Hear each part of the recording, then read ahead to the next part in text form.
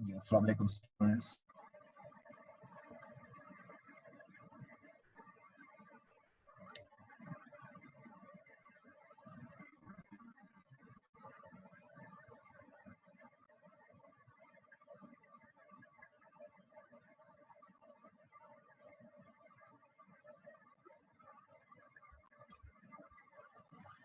Okay जी, कोई question आपको पूछना हो?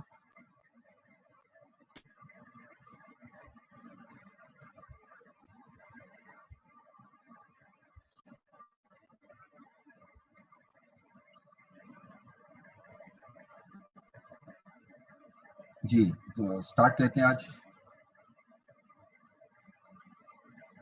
लेक्चर नंबर 11 है आज हमारा।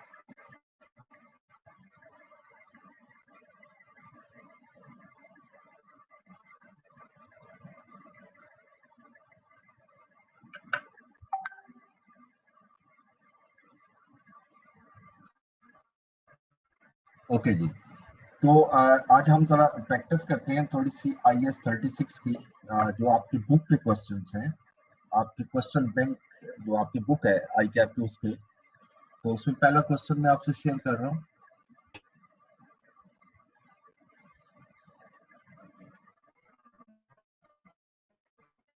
This one example number 1, ABA limited. ठीक है, ये जरा काफी लेंथी क्वेश्चन है, कॉम्प्रिहेंसिव क्वेश्चन है, और इसके अंदर जरा IS 16 भी कवर हो जाएगा और 36 भी, तो कॉम्बिनेशन में आता है ये question. APA Limited conducts its activities from two properties: a head office in the city center and a property in the countryside where staff training is conducted. यानी हमारे पास दो प्रॉपर्टीज, एक हेड ऑफिस बिल्डिंग है और एक training staff के लिए। Both properties were acquired on 1st April 2013. ठीक है, दोनों प्रॉपर्टीज आपने 1st April 2013 को बाई की है and has an estimated life of 25 years with no residual value. Company has a policy of carrying its land and building at current values. However, until recently, property prices had not changed for some years. On 1st October 2015, the properties were revalued by the firm of surveyors. Details of this and the original cost are, अब देखें हमारी जो revaluation है वो after 1.5 years हो रही है, क्योंकि 1st April 2013 को बाई किया, 2.5 सॉरी, 1st April 2013 से 1st April 2014 1 ईयर, 2015 2 ईयर, और 1st April 2015 से 1st October 2015 2.5 years. Accounting year देखते हैं आगे जाकर के कहाँ पर एंड हो रहा है। So details of this and the original cost are, head office cost है 1st April 2013 की, आपकी लैंड की और बिल्डिंग की वैल्यू दी 1st April की कॉस्ट है जिस दिन आपने एक्वायर किया था। रीवैल्यूड अमाउंट जो दी हुई है वो आपको 1st October 2015 की है। इसी तरह नीचे ट्रेनिंग प्रेमिसेस की भी same given. The fall in the value of training premises is due primarily mainly to damage done by the use of heavy equipment during training. The surveyors have also reported that expected life of training property in its current use will only be a further 10 years from the date of valuation. From the date of valuation. ठीक है, the estimated life of head office remained unaltered. यानी अब यहाँ पर एक information और है, और वो सिंपल ये है कि क्योंकि हैवी मशीन्स आप यूज कर रहे हैं जिसकी वजह से आपकी जो बिल्डिंग है उसकी वैल्यू डिक्लाइन हो रही है, यूजफुल लाइफ डिक्लाइन हो रही है।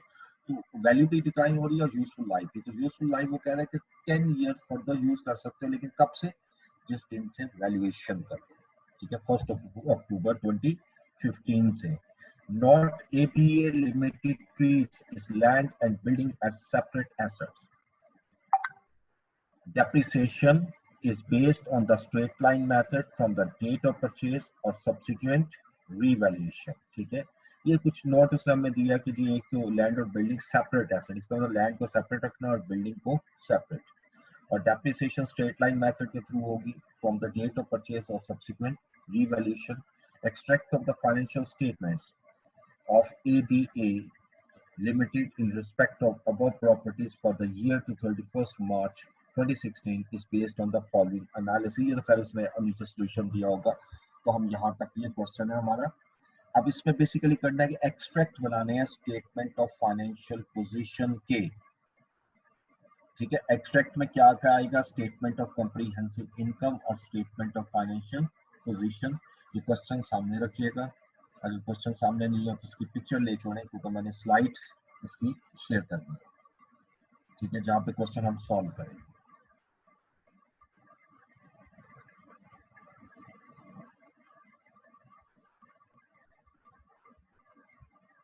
जी, एग्जाम्पल 1,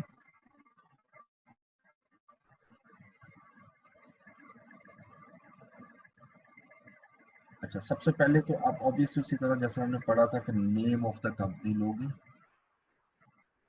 ABA लिमिटेड, और उसने एक्सट्रैक्ट मांगे हुए स्टेटमेंट ऑफ कॉम्प्रिहेंसिव इनकम और statement of financial position. Statement extract आपने लेने हैं सबसे पहले स्टेटमेंट ऑफ कॉम्प्रिहेंसिव इनकम, ठीक है। और यहाँ स्पेस काफी है, और इसके बाद मैंने डेट नहीं डाली, वो आप डाल लेंगे, यहाँ मैं नीचे लिख देता हूँ ABA limited statement of financial, extract from statement of financial position as at, अब मैं यहाँ डेट लिख देता हूँ 30th जून 31st मार्च, सॉरी ये 31st मार्च को खत्म हो रहा है अकाउंटिंग ईयर 2016।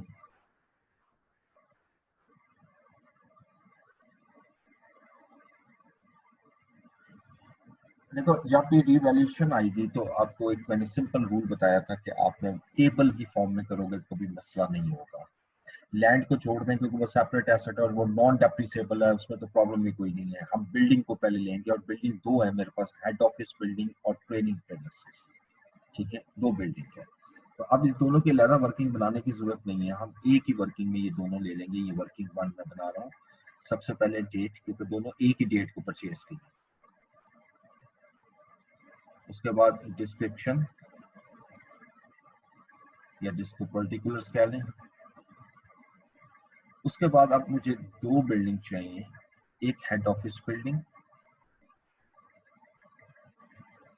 ठीक है, और दूसरी बिल्डिंग जो है वो हमारी ट्रेनिंग प्रेमिसेस TP, ठीक है। अब इससे आगे ये भी जरूरी है कि इससे आगे हम रीवैल्यूएशन सरप्लस लगाते थे, रीवैल्यूएशन सरप्लस, तो ये भी जरूरी है कि रीवैल्यूएशन सरप्लस ही किसका है, ठीक है। यानी ऊपर मैं लिखूंगा रीवैल्यूएशन सरप्लस, क्योंकि आपका सेपरेट एसेट है और एक एसेट का सरप्लस दूसरे के अगेंस्ट यूज नहीं हो सकता। ये हेड ऑफिस का बिल्डिंग का सरप्लस है, ये ट्रेनिंग प्रेमिसेस का है। इसी तरह जो अमाउंट प्रॉफिट एंड लॉस में चार्ज होनी है उसमें भी दोनों अलग लिखोगे कि हेड ऑफिस के थ्रू कितना आना है बिल्डिंग के, और ट्रेनिंग प्रेमिसेस बिल्डिंग के अगेंस्ट कितनी अमाउंट प्रॉफिट एंड लॉस में ट्रांसफर होगी। Now let's start it. बिल्कुल स्टार्ट से आपने स्टार्ट करना है। नंबर 1, ये बिल्डिंग आपने परचेज की थी दोनों 1 अप्रैल 2013 को। 1 अप्रैल 2013 को आपने बिल्डिंग परचेज की थी। ये कॉस्ट का वर्ड लिख देता हूँ। हेड ऑफिस की बिल्डिंग आपने बाय की थी, हेड ऑफिस की। क्वेश्चन में देखिएगा 1.2 मिलियन, ये 1200, ये सारी अमाउंट हम ले लेते हैं रुपीज इन 1000, सॉरी, अच्छा हेड ऑफिस की बिल्डिंग आ गई 1200 की, 1.2 मिलियन की, और ट्रेनिंग प्रेमिसेस जो है 1 अप्रैल 2013 को 900 की थी। अच्छा अब मेरा अकाउंटिंग ईयर जो है वो क्लोज हो रहा है 31 मार्च 14 को, पहला साल, ठीक है, 31 मार्च 2014। डेप्रिसिएशन अच्छा, अब डेप्रिसिएशन कैसे निकलेगी? हेड ऑफिस की बिल्डिंग हो या टीपी की बिल्डिंग हो, दोनों की लाइफ 25 इयर्स है, on the basis of 25 years. तो एक दफा मैं डेप्रिसिएशन निकालूंगा, स्ट्रेट लाइन मेथड है, वही चलती रहेगी जब तक कि रीवैल्यूएशन नहीं होगी। तो अगर 1200 को आप 25 पे डिवाइड करो तो रीवैल्यूएशन आती है, सॉरी डेप्रिसिएशन आती है 48। ये लेस होगा। अगर आप ट्रेनिंग प्रेमिसेस की बात करते हैं तो इसकी लाइफ भी 25 इयर्स थी उस वक्त, ये बाद में चेंज हुई है 36, इसकी डेप्रिसिएशन आ रही है 1 साल की। अच्छा, अब ये जेन में रखना है हमने कि हम 31 मार्च 2016 तक आएंगे और रीवैल्यूएशन हो रही है 1 अक्टूबर 2015। 1 अक्टूबर 2015, उससे पहले अगला साल भी खत्म हो गया 31 मार्च 2015। इसकी भी डेप्रिसिएशन लेंगे तो सेम आएगी, ठीक है, 48 और 36। अब ये पिछले साल का एंड हो गया, यानी इस साल का स्टार्ट है इन सिंपल में। इस साल के शुरू में WDV कितनी आ गई हमारी?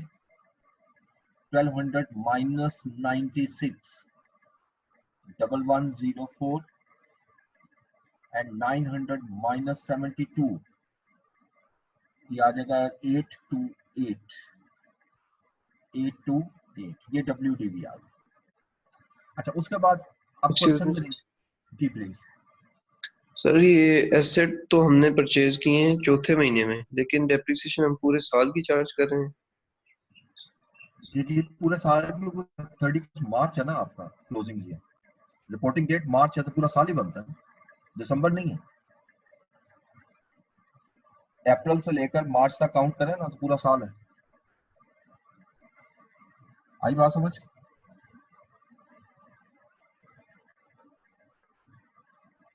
यस सर, ठीक है। ओके, अच्छा, अब इसके बाद मूव करें 31 मार्च 2015 के बाद 1 ऑफ, अच्छा अब देखें, यहाँ रुकता हूं मैं, ये अभी इस साल का शुरू है। अब ये मार्च हमारा काउंटिंग ईयर खत्म होना है 31 मार्च 2016, ये देखें जिसका मैं एक्सट्रैक्ट बना रहा हूँ। लेकिन इस दौरान साल के दौरान आप रीवैल्यूएशन कर रहे हैं। अब रीवैल्यूएशन हो रही है 1 अक्टूबर 2015 को, 1 अक्टूबर 2015 को, ठीक है। अब काउंट करो मंथ कितने आते हैं। मार्च तक तो हो गया, अप्रैल मई जून जुलाई अगस्त सितंबर, अक्टूबर भी शामिल नहीं होगा क्योंकि फर्स्ट है। 6 मंथ की डेप्रिसिएशन आएगी, तो पहले आप 6 मंथ की डेप्रिसिएशन निकालोगे, बिफोर रिवैल्यूएशन डेप्रिसिएशन लेना जरूरी है। अब 6 मंथ की डेप्रिसिएशन बनेगी 24, तो वो पूरे साल की अगर 48 है तो हाफ ईयर की 24, यहाँ 36 है तो हाफ ईयर की 18। अब इसके बाद जो आंसर आएगा इसको मैं लिखूंगा WDV बिफोर रिवैल्यूएशन, ये रिवैल्यूएशन से पहले आ रही है, बिफोर रिवैल्यूएशन। अब देखें 1104 में से मैंने लेस किए 24, ये 1080 की अमाउंट आ गई, 1080। और इसी तरह अगर इसको लेस करें तो ये तो स्ट्रेट में 810 आ रही है। अब इसमें एक लाइन छोड़ूंगा मैं इंक्रीज और डिक्रीज के लिए, इसी डेट को फिर मुझे फेयर वैल्यू चाहिए, यानी चूंकि मैं रीवैल्यू कर रहा हूं। और फेयर वैल्यू देखो क्वेश्चन के अंदर, जो आपकी हेड ऑफिस की बिल्डिंग है उसकी 1 अक्टूबर 2015 की रीवैल्यूड अमाउंट 1350,000 है, 1350। लेकिन दूसरी तरफ आपकी जो ट्रेनिंग प्रेमिसेस है इसकी 600 रुपीज है, फेयर वैल्यू 600। अब यहां से आपको नजर आएगा एक एसेट जो है वो इंक्रीज हो रहा है और एक एसेट की वैल्यू डिक्रीज हो रही है। हेड ऑफिस की जो वैल्यू है 1080 से 1350 गई, इसको अगर कैलकुलेट करें तो आई थिंक 270 का मेरा सरप्लस क्रिएट हो रहा है। ये 270 की अमाउंट इंक्रीज हो रही है और increase should be credited to revaluation surplus. ये देखिएगा रीवैल्यूएशन सरप्लस के हेड ऑफिस की कॉलम में मैं 270, बाकी ये तो यूज ही नहीं होना क्योंकि इसकी वैल्यू कम हो रही है, ठीक है। दूसरी तरफ ये डिक्रीज को हम माइनस में लिखते हैं, ये 810 से 600 आ रहा है, इसका मतलब इसकी वैल्यू 210 से डिक्लाइन हो रही है, दिस इज इम्पेयरमेंट लॉस। और ये इम्पेयरमेंट लॉस यहाँ प्रॉफिट एंड लॉस को चार्ज होगा अगेंस्ट कौन सा एसेट, ट्रेनिंग प्रेमिसेस, और इसका हेड ऑफिस में कोई लॉस चार्ज नहीं है। ठीक है, इसके बाद नेक्स्ट, अब यहाँ तक रिवैल्यूएशन हो गई है, लेकिन मुझे ईयर एंड तक जाना है। अब इसके बाद मेरा ईयर एंड हो रहा है 31 मार्च 2016 को। अब मुझे डेप्रिसिएशन चाहिए दोबारा 6 मंथ की। अब डेप्रिसिएशन कैसे निकलेगी, दोनों की कैलकुलेशन देखिएगा। हेड ऑफिस की बिल्डिंग की डेप्रिसिएशन कैसे आएगी, जब भी रीवैल्यूएशन होती है तो रीवैल्यूएशन अब आप किस पर कैलकुलेट करोगे, ऑन रीवैल्यूड अमाउंट पर, और रीवैल्यूड अमाउंट है 1350, और इसको डिवाइड करेंगे रिमेनिंग यूजफुल लाइफ। अब देखिए कितनी रिमेनिंग यूजफुल लाइफ रह चुकी है, कितनी डेप्रिसिएशन हो गई है उसको चेक करो, 1 ईयर, 2 ईयर, 2.5 ईयर्स। आपकी जो एसेट की लाइफ थी वो 25 ईयर्स थी। अगर 25 ईयर्स में उस एसेट की लाइफ थी, उसमें से 2.5 ईयर्स आप यूज कर चुके हो, इसका मतलब है कि अब लाइफ 22.5 रह गई। ये हेड ऑफिस बिल्डिंग की बात कर रहा हूँ, हेड ऑफिस बिल्डिंग की लाइफ 22.5 है। ये 22.5 पे किया तो पूरे साल की डेप्रिसिएशन आएगी, लेकिन मुझे 6 मंथ की डेप्रिसिएशन चाहिए, तो 6/12 भी कर दूंगा। अब इसको कैलकुलेट किया 1350 डिवाइडेड बाय 22.5 और multiply 6/12 which is equal to 30। ये 30 की अमाउंट आ गई यहाँ पर। ठीक है, इसी तरह ट्रेनिंग प्रेमिसेस की जब मैं डेप्रिसिएशन दूंगा तो इसकी रीवैल्यूड अमाउंट है 600, लेकिन यहाँ याद रखिएगा क्लियरली लिखा हुआ है क्वेश्चन में कि उसकी जो लाइफ है, यूजफुल लाइफ जो है वो रिड्यूस होकर 10 इयर्स होगी from the date of valuation. इस डेट से फिर ये 10 इयर्स लाइफ है, तो डिवाइड बाय 10 करूंगा remaining into 6/12 which is also 30।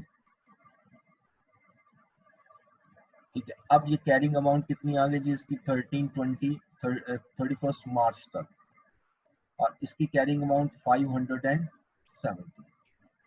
बस ये तो यहाँ क्लोज हुआ, लेकिन अब इसके बाद फौरन जैसे ही डेप्रिसिएशन निकालते हैं उसके बाद ट्रांसफर टू रिटेन्ड अर्निंग भी मैंने लेना होता है। और रिटेन्ड अर्निंग किस एसेट के अगेंस्ट है, हेड ऑफिस बिल्डिंग के अगेंस्ट। तो हेड ऑफिस बिल्डिंग की रिमेनिंग लाइफ कितनी है, 22.5। इसको डिवाइड कर दो 22.5 पे और मल्टीप्लाई 6/12। ठीक है, क्योंकि ट्रांसफर तो पूरे साल का नहीं हो सकता, 6 मंथ का ट्रांसफर होगा, क्यों, क्योंकि 6 मंथ की डेप्रिसिएशन रिकॉर्ड की है। तो इसको कैलकुलेट करें 270 डिवाइडेड बाय 22.5 और मल्टीप्लाई 6/12, तो 6 की अमाउंट आ रही है। ये 6 की अमाउंट यहाँ से लेस कर दूंगा, तो ये 264 का मेरा बैलेंस रह गया रिवैल्यूएशन सरप्लस का। अब जरा एक चीज बड़ी ध्यान से समझिएगा, ये मैंने पहले भी आपको बताई थी कि ये जो 6 की अमाउंट है इसको मैं कैसे वेरीफाई करूंगा ये ठीक है या नहीं। हिस्टोरिकल डेप्रिसिएशन लीजिएगा, हिस्टोरिकल डेप्रिसिएशन कितनी है, हिस्टोरिकल का मतलब है कि कोई भी साल की डेप्रिसिएशन उठा लो, लेकिन उस साल की जिस साल में रिवैल्यूएशन नहीं थी 48, और रिवैल्यूएशन के बाद की डेप्रिसिएशन कितनी है, 30।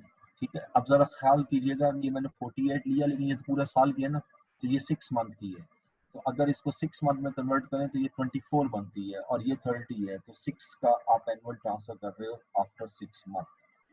करना तो साल के एंड पे है ना, तो ये 6 मिलियन की अमाउंट जो है ट्रांसफर करती है। ये मेरी वैसे वर्किंग मनी, आप बड़े आराम से एक्सट्रैक्ट जो है वो बना सकता हूँ। ठीक है, जरा देखें एक्सट्रैक्ट में कंप्रीहेंसिव इनकम में क्या क्या आएगा, सिर्फ 1 साल का है, और ये है कंप्रीहेंसिव इनकम 31 मार्च 2016।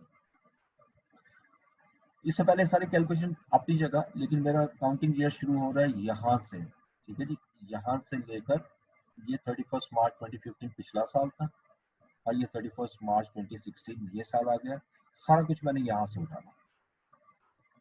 तो इसमें कौन सी ऐसी चीज है जो मेरी यहाँ शो होगी, अगर देखिएगा तो एक तो डेप्रिसिएशन। ठीक है, तो डेप्रिसिएशन एक्सपेंस,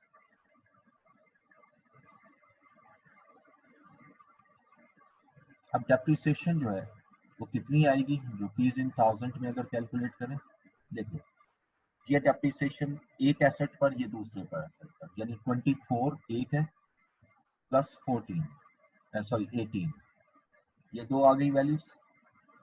उसके बाद ये 6 मंथ की डेप्रिसिएशन थी, फिर रीवैल्यूएशन के बाद भी डेप्रिसिएशन हुई, ये 30 और 30, ये भी प्लस करें 30 प्लस 30,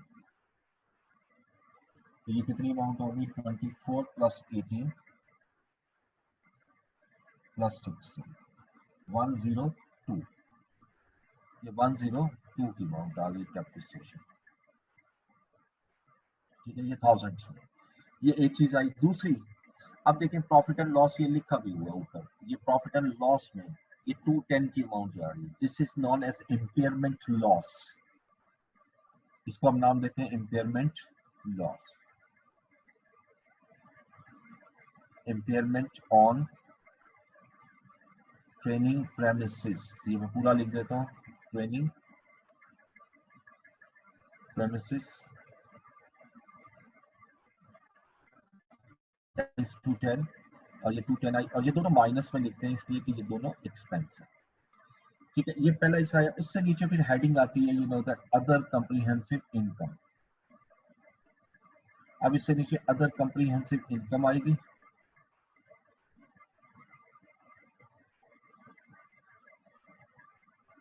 और अदर कॉम्प्रिहेंसिव इनकम में जो अमाउंट आपने लेकर आनी है वो भी यहीं से आपने लेनी है। जरा देखते हैं, ये रिवैल्यूएशन सरप्लस आ रहा है 270, और ये जो 6 है ये तो ट्रांसफर हो रहा है ना रिटेन अर्निंग, इसकी बात नहीं कर रहा। जो इंक्रीज और डिक्रीज, इंक्रीज से आता है 270, या अगर ये डिक्रीज हो रहा होता सरप्लस, सरप्लस डिक्रीज कब होता है, जब पिछले साल में पॉजिटिव था और इस साल में डिक्लाइन हो रहा है, तो तब डिक्रीज होता है। ठीक है, लेकिन फर्स्ट टाइम अगर कोई ऐसा डिक्रीज होता है तो वो प्रॉफिट एंड लॉस में जाता है। ये रूल हम पढ़ चुके हैं IAS 16 में। ये 270 की अमाउंट आ रही है, ये 270 की अमाउंट आप यहाँ ले आओगे as a revaluation surplus.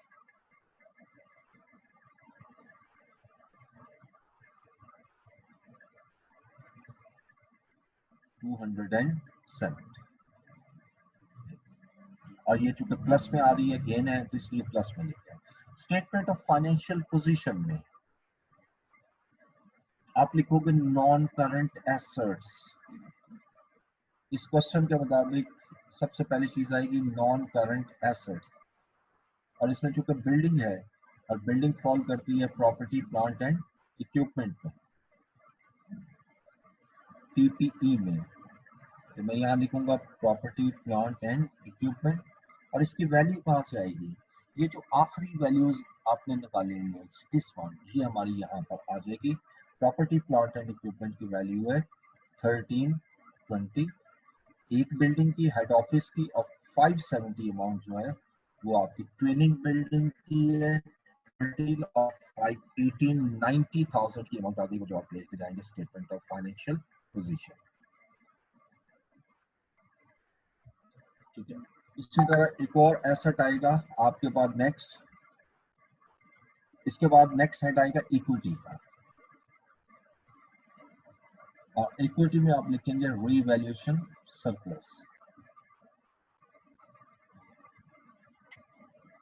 Revaluation surplus. अच्छा, यहाँ जो रीवैल्यूएशन सरप्लस आएगा वो क्लोजिंग बैलेंस होगा, क्योंकि ये एज एट है स्टेटमेंट ऑफ फाइनेंशियल पोजीशन, और ये आ रहा है आपका this one 264,000। That's all. Question बहुत इजी होता है सर, क्वेश्चन अगर देखते हैं तो वो काफी बड़ा नजर आता है, सोल्यूशन इसका कुछ भी नहीं होता, लेकिन ये मैंने आपको शुरू से एंड तक बताया, क्वेश्चन कुछ भी हो, अगर रीवैल्यूएशन हो, इस वर्किंग को आप बनाओगे कभी मसला नहीं। इस वर्किंग से मैं जर्नल एंट्रीज भी कर सकता हूँ, इससे मैं एक्सट्रैक्ट भी बना सकता हूँ।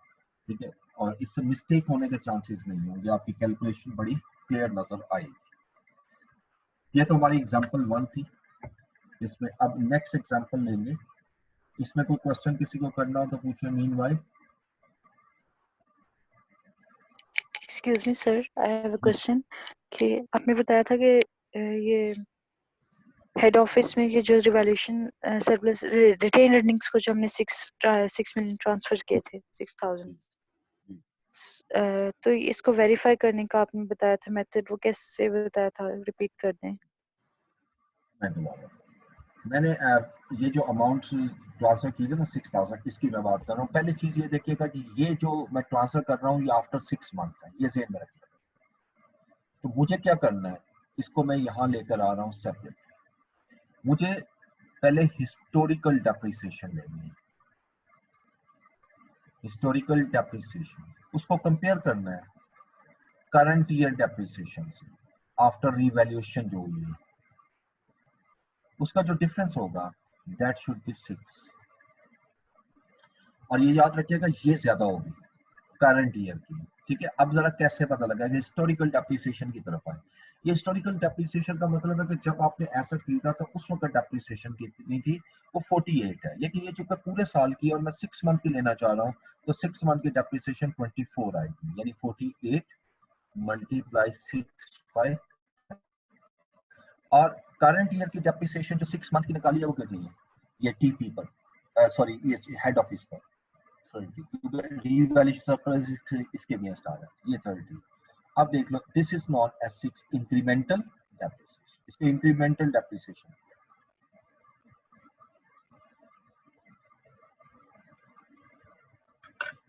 ठीक है जी, और कोई क्वेश्चन?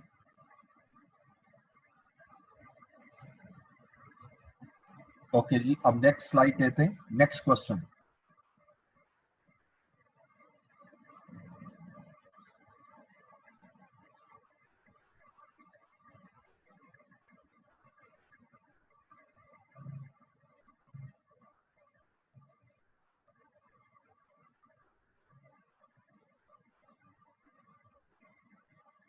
जी, एग्जांपल नंबर 2 आप देख सकते हैं, एग्जांपल नंबर 2 पेज नंबर 452, ये आपको स्क्रीन पे नजर आ रही होगी। Hussain associate limited. ओके, ये थ्योरेटिकल डिस्कशन का क्वेश्चन नजर आ रहा है। The assistant financial controller of Hussain associate limited group has identified the matters below which she believes may indicate impairment of one or more assets. Hussain Associate Limited owns and operates an item of plant that cost 640,000 and had accumulated depreciation of 400,000 on 1st October 2015. इसका difference हमारी carrying amount आ जाएगी। It is being depreciated at 12.5% on cost. ये ज़हन में रखना है कि हमारी डेप्रिसिएशन रेट जो है वो फर्स्ट 12.5% है।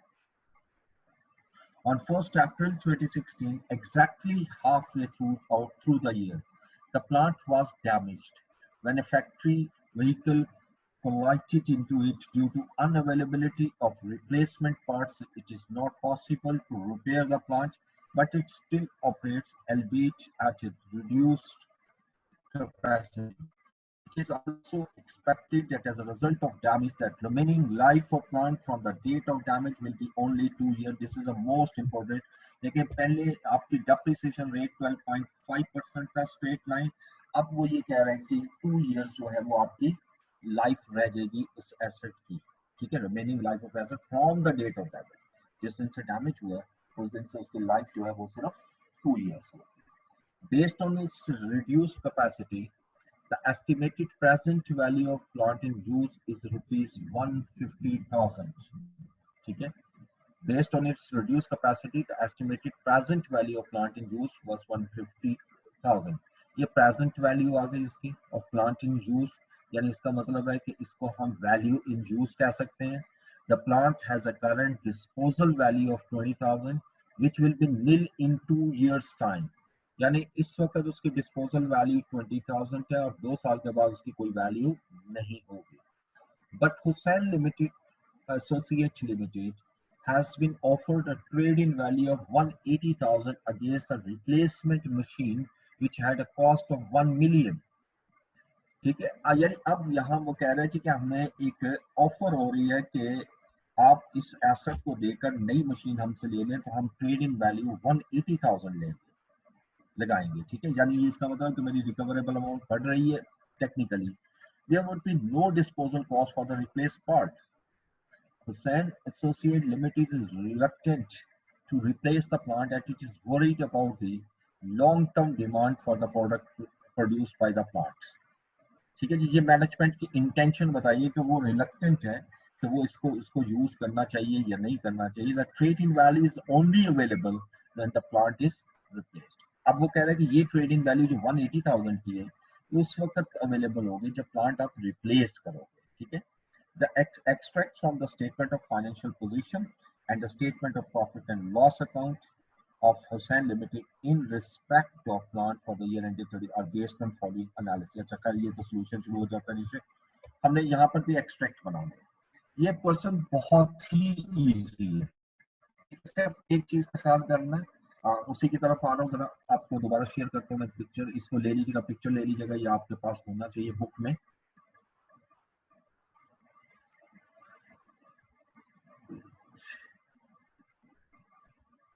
जी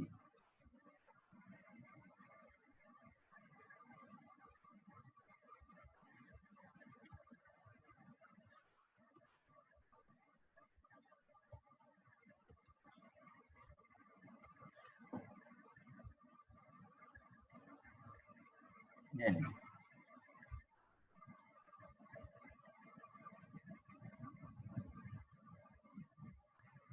Okay, the example 2. Again, I have to prepare the extract from statement of comprehensive income. और ये बहुत ज्यादा बड़ा क्वेश्चन नहीं है, सिंपल सा इसमें इम्पेयरमेंट लॉस आना है सिंपल. और डेट में देख लेता हूँ क्वेश्चन में, उसके मुताबिक लेके चलते हैं. और क्वेश्चन में डेट है, ईयर एंड हो रहा है आपका, इसने दिया नहीं है लेकिन 1 अक्टूबर को उसने चूंकि ओपनिंग बैलेंस दिया हुआ तो क्लोजिंग ले लेते हैं 30 सितंबर 2016 for the year end date.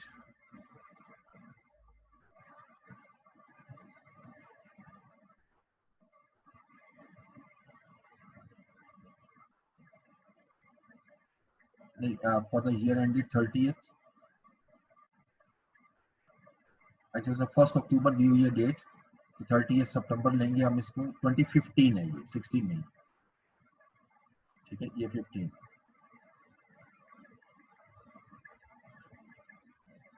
Question में देख लेते हैं, इसने 15 ली है, 16 ली. ये 16 है जी, इसने एक्चुअली पूरा क्वेश्चन नहीं बनाता, इस वजह से मसला. ये लीजिए 16. ठीक है जी. और इसी तरह नीचे ले लेते हैं extract from statement of financial position and that is as at 30th September 2016.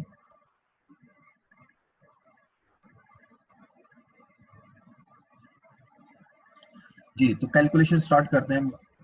इसमें सिंपल करना क्या है, कुछ भी डाटा नहीं, सिर्फ इंपेयरमेंट मुझे निकालनी है और वही वर्किंग इंपेयरमेंट वाली. वर्किंग वन, मुझे सबसे पहले कैरिंग वैल्यू चाहिए.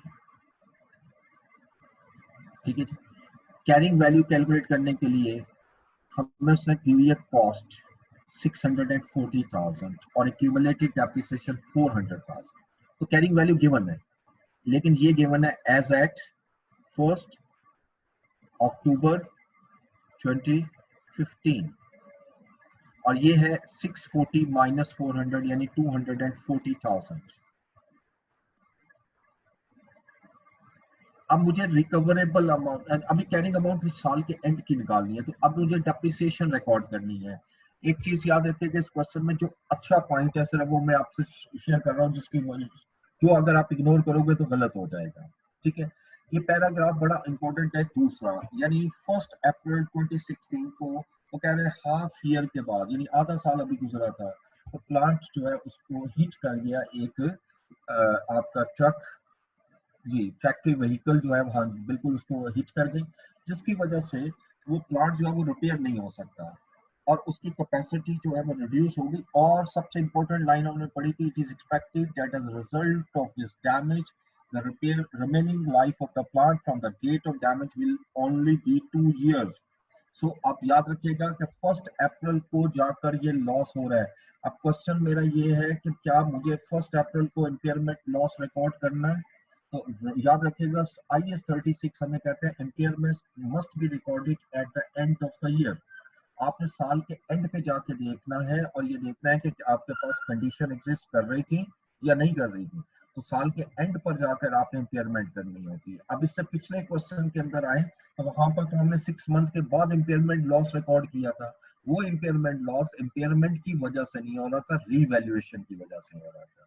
तो वैल्यू गिर जाना वो भी इम्पेयरमेंट लॉस है। लेकिन यहाँ पर तो प्रॉपर एक टेस्ट लगाएंगे तो ईयर एंड पर मुझे डेप्रिसिएशन निकालनी पड़ेगी। अब पहले मैं डेप्रिसिएशन कैलकुलेट करूंगा फर्स्ट 6 मंथ की, ठीक है। और फर्स्ट 6 मंथ की डेप्रिसिएशन आएगी कॉस्ट पे 12.5%।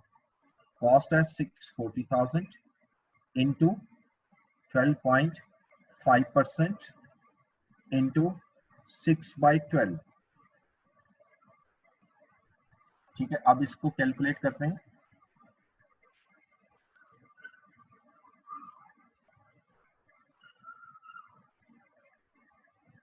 ये 40,000 की डेप्रिसिएशन आ गई, ये पहले 6 मंथ की है, ठीक है। उसके बाद अब ये वैल्यू रह गई 240,000,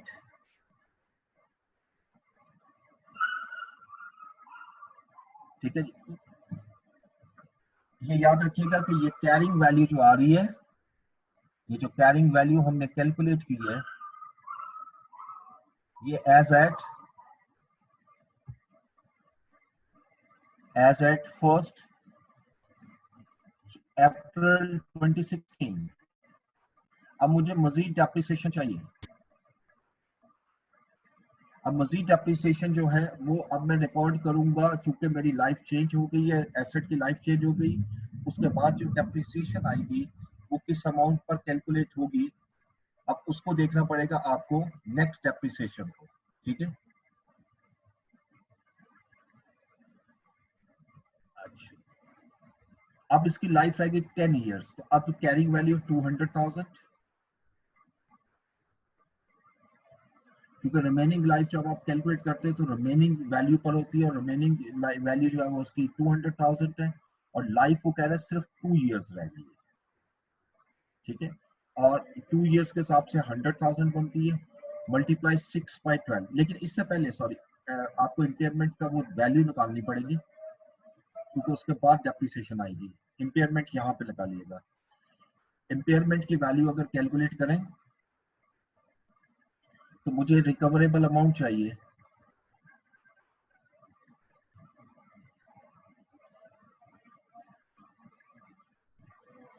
आई नीड रिकवरेबल अमाउंट। अब इसके लिए मुझे दो वैल्यू चाहिए। First is value in use. Value in use question में गिवन है, आपको ये गिवन है क्वेश्चन में, हमने पढ़ा था 150,000,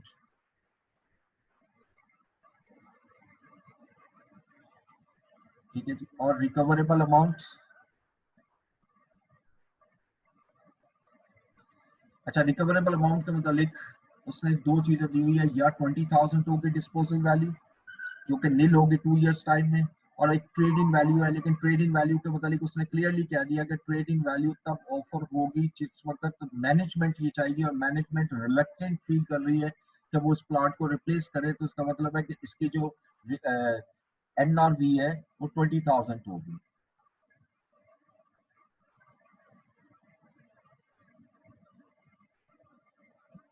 अच्छा, अब ये वैल्यू कितनी आ गई जी, 170,000 रिकवरेबल अमाउंट है।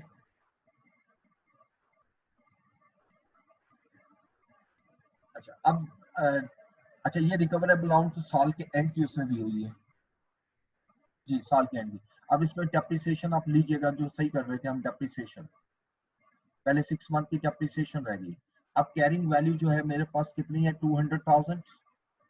अब 200,000 को 2 पे डिवाइड करें, 10 पे डिवाइड 2 पे इसलिए डिवाइड करें कि उसने कहा 2 इयर्स लाइफ रह गई जिस दिन से आपका ये लॉस हुआ, और आपने डेप्रिसिएशन लेनी है 6 मंथ की 6/12, तो ये 50,000 आ रहा है, दैट इज 50,000।